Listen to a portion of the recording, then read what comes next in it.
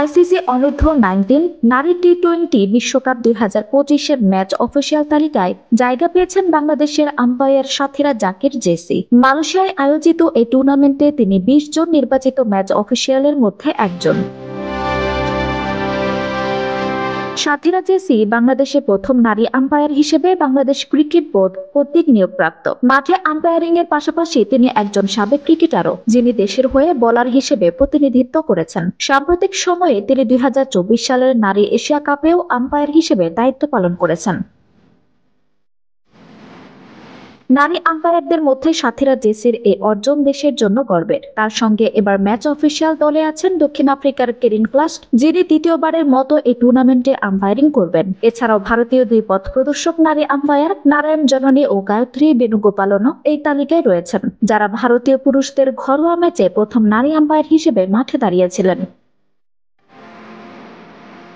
টুর্নামেন্টের ম্যাচ রেফারিদের তালিকায় রয়েছেন David Gilbert Australia, Dean Cosker England, Trudy Anderson New Zealand এবং রিয়ন কিং ওয়েস্ট ইন্ডিজ। আইসিসির senior manager umpires and referees Sean ইজির মতে এই ম্যাচ অফিসিয়ালরা বৈচিত্র্যময় এবং সম্ভাবনাময়, যারা ভবিষ্যতে আরও উচ্চতর পর্যায়ে দায়িত্ব পালনের সুযোগ পাবেন।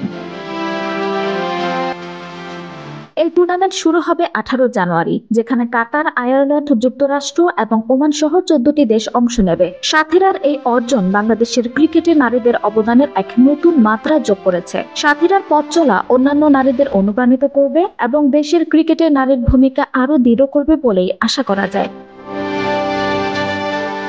আমজা মহাকালবি, টাইম নিউজ ডেস্ক।